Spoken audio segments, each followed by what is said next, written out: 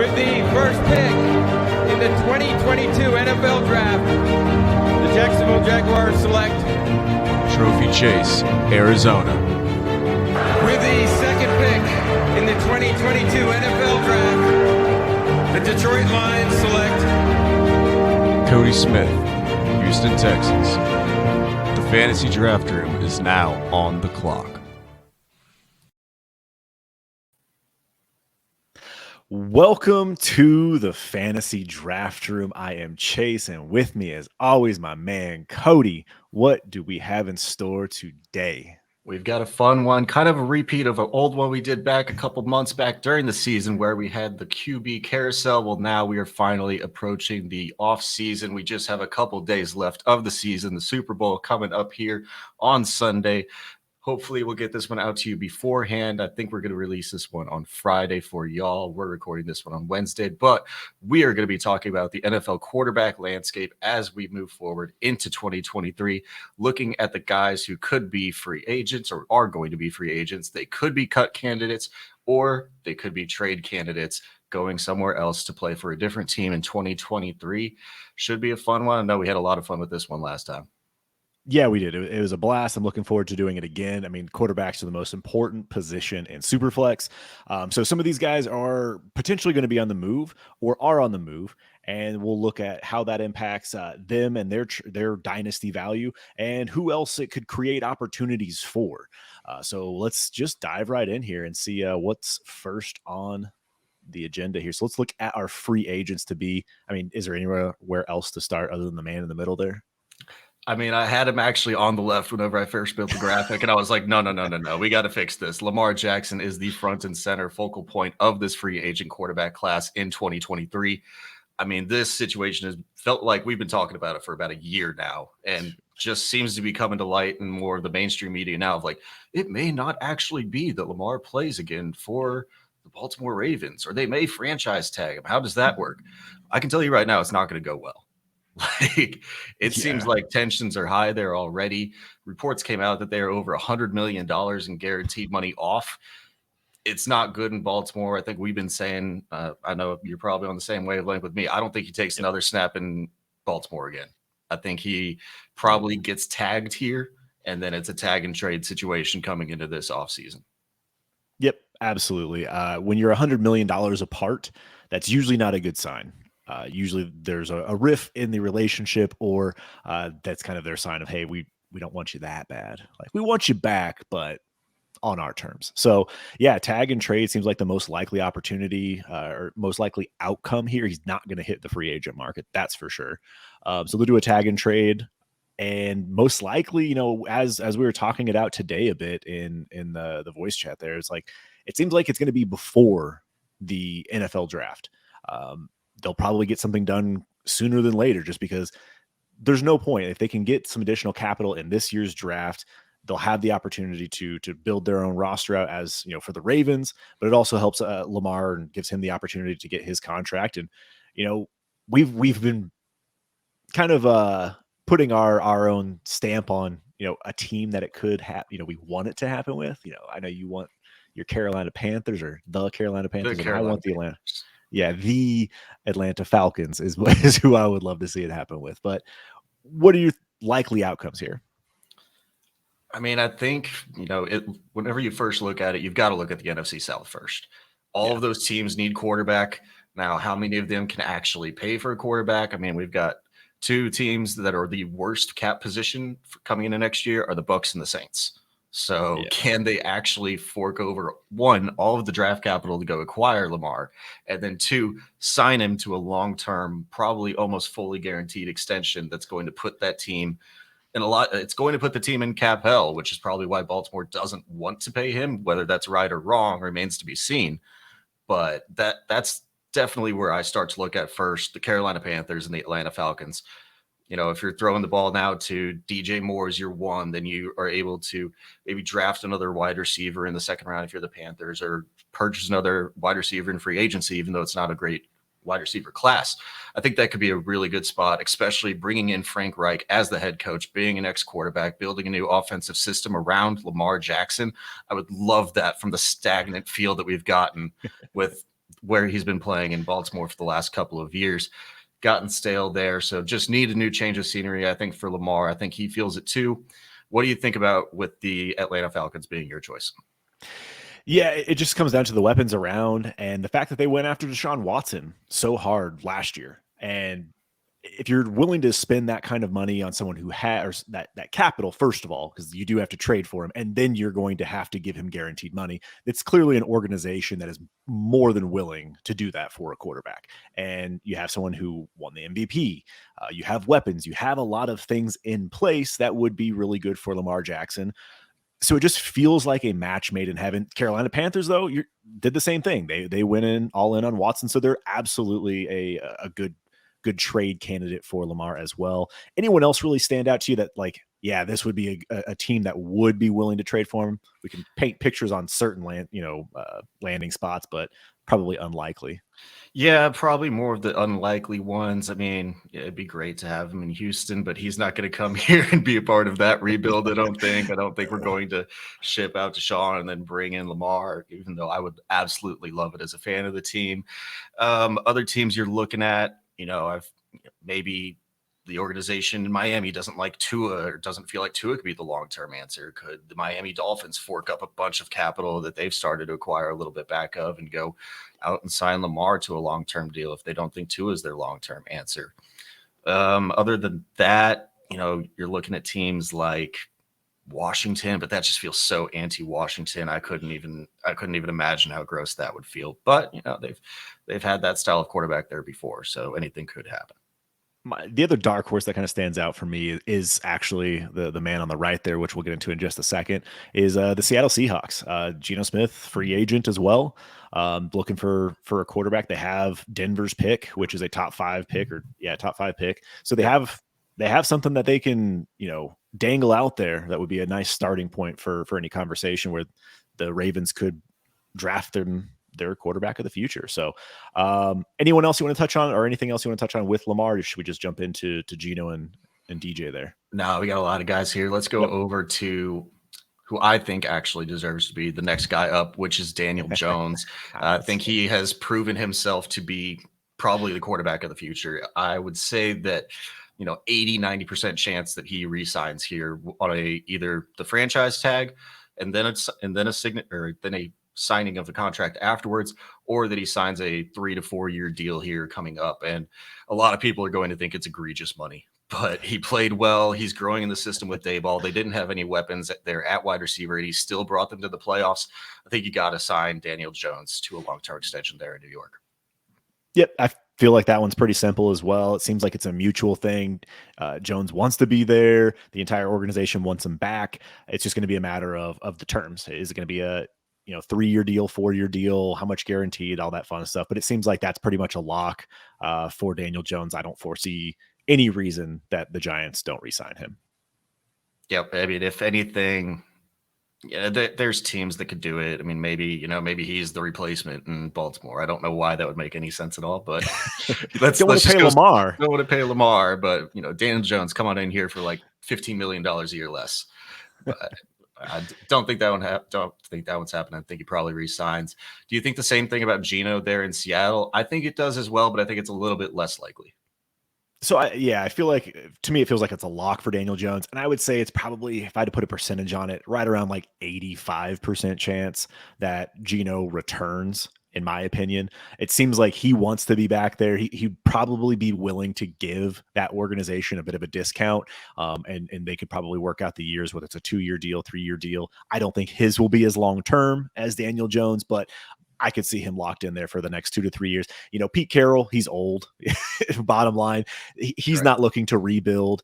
They push towards the playoffs this year, and with the draft capital that they do have, they can make a quick turnaround and if they have the right pieces in place. So I think he's pretty much a lock, barring him just getting, like saying, hey, I want top dollar for my services.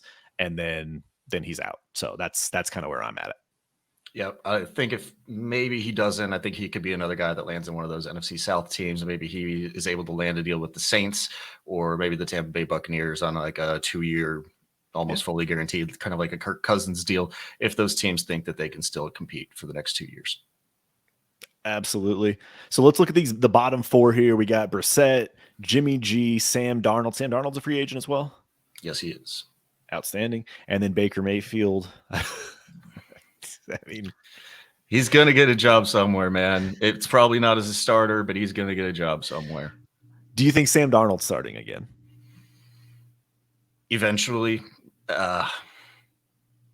Like, he's a guy you got to hold right now because, like, he's definitely not a drop, right? But, could he be a guy that's brought into Arizona to be the bridge guy there? Could he be a guy who, interestingly enough, replaces like Baker in Los Angeles to be the backup to Matthew Stafford, see if he can grow another year, then see if he can become the guy. I think they would probably more prefer just to keep Baker, but these are two guys. They're still young. They're still top NFL draft prospects. They're going to have jobs in the NFL, whether they're starting jobs or maybe they're just hey, we're bringing in a rookie. We want you to take the first couple of games for him. I think that's probably the likely scenario with these two. Yeah, it feels that way. I agree with you 100%. I would say that Darnold, if the Houston Texans, there's wind out there that they're going to take the Nick Bosa for DeMeco Ryans and get themselves a Will Anderson or Jalen Carter, and if that's the case, and maybe they bring in Sam Darnold to hang out with old Millsy for a year in Houston as they tank for the quarterback of their choice, whether it's Drake May or Caleb Williams. I would say he has a better shot at something like that where he's competing, but. Yeah, I have zero fantasy interest for either of these guys. Yeah, no, if you put it there, I mean, I'd put more on like Washington or the Indianapolis Colts getting somebody, or maybe even re-signing in Carolina, and then they bring in that rookie. That's true. That they're going to let develop for a couple of games that he's going to start in front of. I think that's probably my most likely outcome if I had to predict where probably either of these two are going to be honest, if Baker doesn't stay in Los Angeles. Yeah, I think Lamar to the Falcons, Sam Darnold re-signs in the Panthers, and they bring in a rookie. You're right. Yeah. What about these last two here? Old Brisket and Jimmy G. Brisket feels like he's kind of like that temporary role. Same kind of thing with Darnold with them, but maybe he has a little bit better chance at, I don't know, taking over for the Ravens for a year, maybe. Brisket feels like a trade candidate guy, or guy if maybe there's somebody else traded. It also feels like maybe the Arizona Cardinals, maybe there's an injury in front of him. He's not going to be able to play for half the year. He's a perfect guy that, like, maybe if you think Kyler can come back and actually win you some games, could push to the playoffs. I think that could be a likely scenario. We're looking at another San Francisco guy here, but maybe, just maybe, we're not going to talk about him in the trade section because it's a little bit too spicy yet, but maybe San Francisco 49ers, if Brock Purdy can get back healthy enough, trade Trey Lance, and then Jacoby Brisket could be the starter for a couple of games there in San Francisco. Whatever it comes to Jimmy, I think that he's actually going to be a starter somewhere. The places that I've kind of pegged for him are, Washington, Las Vegas, and then maybe the Tennessee Titans if they were to decide to move on from Ryan Tannehill. I don't know exactly why they would just cut one guy that comps exactly to another guy in my mind, but it feels like something dumb that the Tennessee Titans would do. Sounds like a Titans move. So anything else that you see with these two guys? No, I feel, we'll not just pass over the spicy take on a Lance trade. We will touch on that at some point in a different episode. But yeah, that sounds like a good spot. He seems like a guy that will be willing to start just a few games like he did this year in place of Watson. Maybe take the reins until Kyler Murray is better.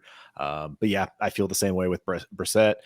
Jimmy G is an interesting one for me. I feel like he has to wait for other keys, other pieces to kind of fall in place. He's going to have to wait for Lamar trade. He's going to have to wait to see. There's a few guys we're going to get into here that will have to figure their landing spots out first before Jimmy G, I think, finds a job. I think we will be surprised at how long it takes for him to actually find a job or accept one, because I feel like he's going to want to get paid, but teams are probably going to be a little bit more hesitant or willing to wait on giving him the deal before exhausting all other options. That's kind of how it feels. But I'm with you. He's going to start. He's going to take a starting role. He deserves that. It's just going to be a matter of, is it a fantasy relevant role or one that we're excited for him to be in? So let's jump into the fun ones here. Just before we do, I want to put some honorable mentions in the free agent market. Guys that probably don't deserve to make the graphic, but they're going to be out there. They're going to get jobs. They're still going to be fantasy relevant because these guys, I think we saw like 60 plus quarterbacks take a snap in the NFL this year. Guys are going to get playing time. So after this, we have Mike White Lightning. Broke my heart. Teddy Two Gloves, Andy Dalton, Gardner Minshew. He's the one I want in Houston, not Sam Darnold. If we are going to go the defensive route, Taylor Heineke, Jarrett Stidham, and then we're into the likes of Joe Flacco and Case Keenum. So I don't think I need to go any further. Nope, that sounds pretty much good right there. So let's hop into our cut trade candidates here. This dude isn't getting traded. I would be surprised if he has a job based on how things ended in Atlanta, but there is absolutely no way he is on this roster. No. He basically cut himself at the end of the year whenever he decided to step away from the team was what actually put Ritter into the spotlight and into the starting role, I guess. He got kind of upset whenever that happened. So, yeah, I mean, you're going to eat the $2.5 million dead cap because you signed him to a 2-year deal, but he ain't back. And, man, with how that one ended, word travels fast in the NFL, and it's not for long league. I could see Marcus Mariota being an XFL quarterback here whenever we start up this season here in a couple of weeks. And that'd be funny. I still think he's going to he'll probably get a backup role, and Las Vegas is the one that comes to mind just because of his familiarity with the organization. I know it's different coaching staff, so things do change. I could see him catching on with a team as a backup, but he's done as a starter. I have zero interest in fantasy. He was doing very well for fantasy despite how bad the team was this past season because of his rushing floor, so to speak. But yeah, zero interest. I'm just going to move on. Yep. Another fan favorite. Oh, yeah, another guy. We're going kind of from worst to best here in terms of this. Carson Wentz, the guy who's just been passed around like something at a party, and he's just going to probably go to another team here because in 2023, he doesn't have any dead cap, and you're not going to pay Carson Wentz $26.2 million. Ron Rivera and the Washington Commanders have already come out and said that – I'm blanking on his name. He shouldn't be the starter. Sam Howell is going to be the starter here in 2023 as of now. I still don't believe that. Like, I know I put a lot of people to Washington here. I just can't imagine that he rolls in as like their only quarterback. Like, they're going to bring in somebody and have a camp battle in my mind. I didn't see enough from him on the field in 2022 to make him the full-fledged starter in 2023. So Carson Wentz, yeah, I mean, just re-sign Taylor Heineke like at that point. So Carson Wentz, it feels gross, but he could legitimately land a job somewhere and be a short-term starter at the beginning of the year, kind of like some of those free agents we were talking about. But I just don't know what happens with this guy anymore. I don't think anybody's going to trade for him and be swindled into that one again. So he's going to be cut, and then I don't even know what kind of contract he signs. He's one of the more interesting free agents that I just have no idea what NFL teams still think about him at this point. Yeah, I feel like his range of outcomes is so vast where, I mean, he could get a backup job. He could be a starter. Like, I mean, I don't know really where. It just feels like everywhere he's gone, he's rubbed the locker room the wrong way. His teammates don't really care for him. And this is his third, he's got the third team in 4 years, 5 years. Like, it's not a good look.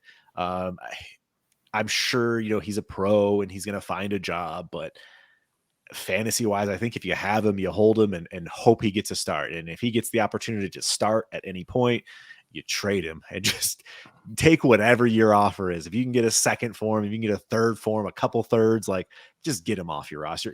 I don't think there's any future for him to be a full-time starter in the NFL again. Maybe I'm wrong on that though. It just doesn't feel like he's going to get that chance. Yeah, I don't think so. Outside of, injuries or crazy things happening, I just can't see a team doing it again. Like you said, for fantasy, just treat him like the Colts did and just get out for whatever capital you can get if he does get any more starts. I can't even put a place to him. I mean, the one place, like maybe he's the Tampa Bay Buccaneers starter for the year on a 1-year, $5 million deal because they're so cap strong that they can't do anything else. I mean, I don't think Frank Reich really liked him, if I recall, so he's probably not going to the I Panthers. mean, like personally, and they do their Bible studies together. But after he got him fired, I don't think he's going to bring him in to get fired again for the Carolina Panthers. Watch out, Carolina. No, I'm with you there. So let's jump into the next one here. It does get better. Derek Carr, fun one here, just signed a 3-year, $121 million contract extension this past offseason. Yep. That goes into effect for 23, 24, 25, as you see there for those cap hits. He has minimal dead cap. I think it's like $5 million a year or $6 million a year, basically every year of this deal. He's been talking, he's definitely not coming back to Las Vegas, and they have said that he is in New Orleans. He's visiting with the Saints as a potential trade opportunity. Sounds like the Raiders won a 3rd round pick for him for draft capital. Do you think New Orleans is a good fit? He's obviously not a Raider. Where are you at with Derek Carr? Nope, they've already said they've parted ways. And what I don't understand about the Saints is I don't understand how they can pay him. I mean, they're in the worst cap situation for 2023, and they're going to try, so they're going to have to rework the contract if this works out. I think what the report came out said that the two teams already had to have agreed to the trade negotiations that they've already agreed to. I think it was that 3rd round pick. So I guess it just depends on if Derek Carr actually accepts what contract they eventually negotiate, if he's going to be there. I think they said that they are going to meet maybe over this weekend and Monday and hope to get a deal done early next week if they can. I still don't really see it. I just don't know why. For the money, I just don't understand it. But if they can work it out, for Derek Carr's fantasy output, I don't think it's any different than it was in Las Vegas, really. I mean, you've got solid weapons with Chris Olave, Jonnu Smith. I mean, Rashid Shaheed is coming on, and some people actually really like him. We'll see if he can elevate himself up in his sophomore year. And then Alvin Kamara still at the running back position. I mean, it's not a bad team. It looks about like it did in Las Vegas to me. Yeah, Juwan Johnson's an up-and-coming tight end. He's going to love dumping off to Alvin Kamara. So that's potentially exciting for Alvin, for a year. Basically, he's going to get that passing opportunity again if this does happen. But yeah, it seems like it's down to the contract, right? It's just down to Derek Carr and his people figuring out what that's going to look like, what incentives. So yeah, doesn't change much for fantasy for me either. I wasn't super excited when I first heard about it. It was just like, you think of the Saints, you're like, yeah, maybe. Yeah. I could see it. But yeah, in the end, I don't think it changes much. And when you are going up against the NFC South, he's going to be in domes quite a bit, which is, good for him, or in warmer weather. So, hey, as you age, enjoy that warm weather. Maybe the offenses will be better. So do you think it bumps up Chris Olave's value at all? Do you think that changes? I don't think Chris Olave's value can get any higher than it is right now. Like, I feel like Olave's priced, already a bit high. I don't think it increases it. I don't think it decreases it either. I think it's going to sit pretty much the same until we see them on the field.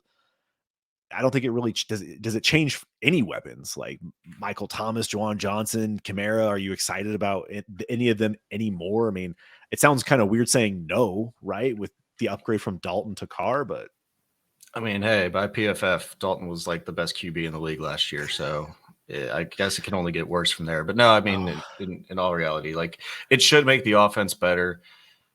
I just don't know. Outside of Olave, what did they do at the wide receiver position? Can Shaheed step his role up? What can they do at the secondary back to Alvin Kamara? What's the suspension for Alvin Kamara if he's going to get one at the start of the year? We still have that to figure out over the offseason as well. So a lot of things to play out there, but it does kind of feel like I'm with you that Chris Olave does seem to be almost already at his cap. I mean, he was a large part of that offense last year, and I don't think it goes down any, but maybe a little bit of a bump, catches a couple more touchdowns if they're a little bit more productive on the offensive side of the ball, but nothing large. That's true. Yep. So we'll see how that plays out here. I think the report was they should have an answer, a deal done, or potentially a deal done by Monday. So we'll see. We'll find out in the next few days here of how that pans out. So let's move on to a guy that this is a potential. it's going to be an interesting situation with what Tennessee does. Like Vrabel's fighting for his job, right? Right. So I feel like Tannehill, like they're going to have to keep him. It feels that way. I know it's a lot of feeling here, right? But, and I hate to just go on feeling, but it just seems like they're going to try to run it back with him. Saving $18 million against the cap, is that going to be really worth it for them? Do they just trade him? I don't really know what to think. I can't imagine him anywhere else other than Tennessee. I don't know though. Where you at? So where I look at this one, I mean, you're saving half of the cap hit, right? If you do this, the news that came out, I think today actually, of who was it? One of their offensive staff coaches came in and replaced Todd Downing as the OC. So it does kind of feel like they're just going to run it back, and that might be a part of Vrabel's just trying to keep his job, get to the playoffs one more time, and see if they can keep running back the same shit that just isn't good enough to get past like the first round of the playoffs. But I mean, they are negative $28 million in dead cap, or in cap going into 2023. And so they're going to have to cut a lot of fat somewhere. Could it be at the quarterback position? Could it be Derrick Henry? I think they can save about $10 million if they cut Derrick Henry as well. So they're going to have to trim some fat somewhere. And I mean, this is a bad roster. Like, the defense was bad last year. They don't have any offensive weapons. Their O-line is bad. They just have Derrick Henry, an okay quarterback, and then a couple of youth guys and like Treylon Burks and Chig. I don't know what this team does. It feels like they need to go in a blow it up season, but it does. You are kind of right that it does feel like they might just try to run it back for one more year. Yeah, that's the feeling I'm getting right now, is that Tim Kelly got promoted to offensive coordinator, Kelly, yes. and Ryan Tannehill's quote was that he's excited about that hire. So it seems like, and again, it's all posturing at this point in the season. You're not going to sit here and say, "Oh, I hate the hire. Can't believe you just promoted our coach." You're not going to do that. But yeah, I mean, he does take up 16% of that cap for next year. So it's going to be really interesting to see what they do, man. Like, it feels like they're going to keep him, but if they did cut him, Baltimore. Okay. I was going to say, like, I do like that. I do like that a lot. I think that would be a really good spot. Washington, and another one that you brought up earlier, seems like he would be that filler, another veteran that can come in for a rookie quarterback and say, "Hey, you're going to be the starter for the season, and we're going to develop A-Rich," or whatever. Right. Whatever ends up happening with that. I could see that. I definitely could. Atlanta was the other one, just because of the ties to the coaching staff. If the Falcons don't get Lamar, possibility. But yeah, I feel like if they are going to blow it up, like, Derrick Henry will be on the market, and that would be wild. So yeah, anything else you want to touch on with Ryan Tannehill? No, we'll see with him. He's an interesting one, though. I do like Ryan Tannehill. I think he's just been in an offense that he's never going to be an elite quarterback, but he's going to be serviceable around the league. Yeah, I'll be happy to have him as a QB2. Unfortunately, that offense is what it is. So, and last but not least, we got to put our primetime diva here.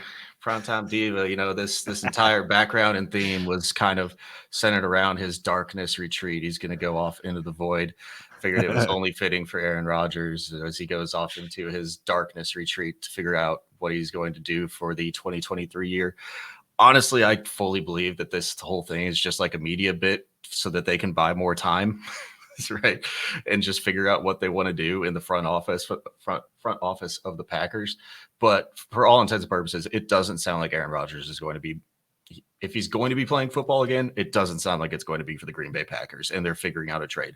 There's already been reports coming out, linkages to the New York Jets. I know neither of us have actually linked any quarterback to the Jets this year or in this episode so far. And it's because I think Aaron Rodgers is a Jet going into 2023. Ooh, interesting. So just to kind of touch on his contract real quick before I dive into that. So this past offseason, 3-year, $150 million contract extension, which kicks in 2024, it looks like. So he has the 23 that ends that one. He has 24, 25, 26. Looks like, from what I recall, I believe like the true cut would be after the 25 season if he's still playing at that point, because he has these yearly dramatic things, but it's not that dramatic. It's really not. It's the media playing it up. I mean, he just told us he's going to go on a retreat, take some time to think about it, and he'll have a decision. But you're right. There's already trade rumors.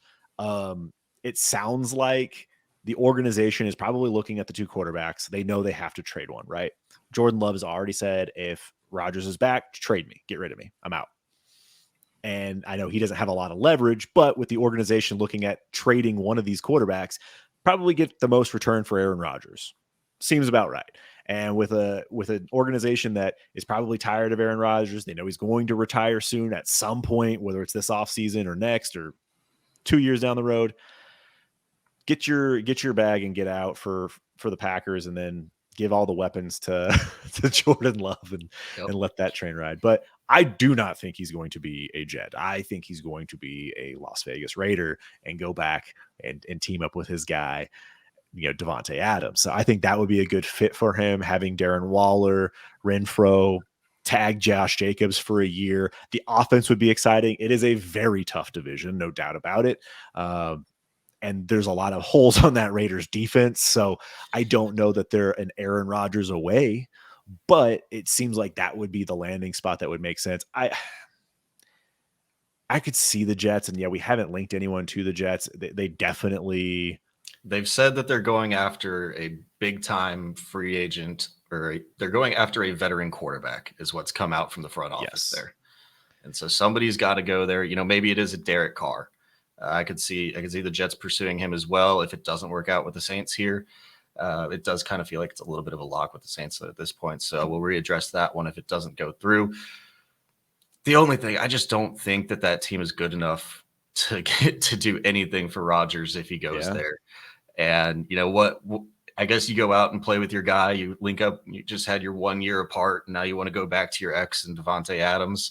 Maybe you just want to do that for 2 more years until you finally hang it up. But, I think he wants to go to a place where he believes that the organization will actually build around him and give him weapons. And I think the Jets, if he does go there, will put everything in their power to put that team in the Super Bowl. And I think he's felt a little bit spited by the Green Bay Packers for a long time that they've never done that with him. And in Vegas, tough division. You're playing in the AFC. I mean, you're playing in the AFC against Josh Allen 2 times a year, I guess, in the New York Jets organization as well. I don't know. The Raiders organization just frustrates me. They just can't ever draft well. All of their first, I guess if they want to trade away their first round picks, they always cut them or get released or never resign them anyway. So pretty bad at that. Yeah, they don't need their first anyway. So I guess it would be decent to get Aaron Rodgers for one of them. Yeah, I do think the Jets would make sense. It seems like, the team's a quarterback away, right? Like we all thought that Zach Wilson had an opportunity to prove it, and he didn't. Mike White played well. Flacco had his opportunity there. It was kind of a shit show at quarterback, really. But their defense is very good. One of the top units in the league. Breece Hall will be back. They have Garrett Wilson, Elijah Moore, and then they have 2 solid tight ends with Uzama and Conklin. So the offense is a quarterback away, and they seem like a good fit. It's also interesting because Derek Carr did, say that he's out. He has a no trade clause. And so it is interesting that you haven't heard any smoke of the Jets reaching out to the Raiders or even having a contingency plan for the, case that they do miss out on Rodgers. So maybe that is the place. I still feel like Vegas makes sense, but truthfully, the Jets are going to get a quarterback, and they'll probably be willing to pay up a little bit more in the end and just say, let's go get Rodgers. Let's team him back up with Hackett, and let's just see what can happen. And the East is kind of open outside. I mean, I don't know. You're playing Allen. It's a tough division too. It's a tough division, and you're moving to the tougher conference. I mean, it's a tough road through the AFC, but Jets want to do it, and maybe it lights a fire under Aaron Rodgers to finally play against some good quarterbacks and not have to just own the Bears year after year. But I mean, we could have this this debate of where we think he's going to land all the time, and then he's going to come out 1 week from today and then say he's retired. He's going to he's gonna do you like Tom Brady did to you, where he's you're just like, maybe I should go out and buy some Tom Brady, and then Thankfully for you, you didn't actually go out and No, get I any got Tom Brady.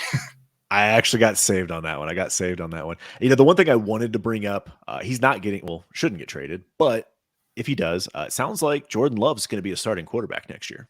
Tying it to Rodgers here.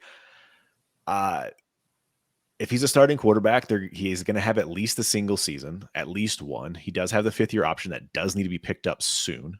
So that is something of interest and of note because they will have to pick it up prior to, I want to say it's like is it May? I think it's May. It was May 3rd last year, I believe is what Brandon right said. after the draft, I believe. Yeah, so they would have to pick it up at that point. So if they do trade Rodgers or he retires, you got 2 years.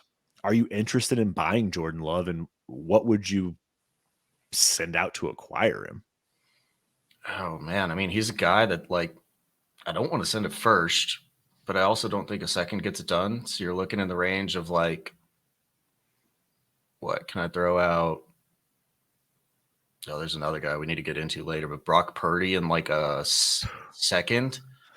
But that I don't want to do that either because now we have the news that he's not having the full Tommy John surgery. So that's another guy we need to get into later. We don't have time on this episode, but I don't want to send a first. I'll probably package up some dart throw at quarterback and a mid-second for Jordan Love. We've been doing our mock drafts, our startup mock drafts. I think he's been going too late in those startups, though. There's always the risk that Aaron Rodgers does come back. We didn't really talk about it, but it is a possibility that he just returns to the Packers for another year and he's stuck again. But then I guess he gets traded. So I do think he's a buy, but I haven't even explored that market to really know what I would pay. It can't be a first, though, for me. So this is, I know we're going to get out of here in just a second here, but I want to play this quick game because this was something that we did with Dynasty Barry and in the voice chat there. Would you rather Jordan Love or Ryan Tannehill go? We'll just do quick. Jordan Love. All right. We're going to do Jordan Love or Aaron Rodgers.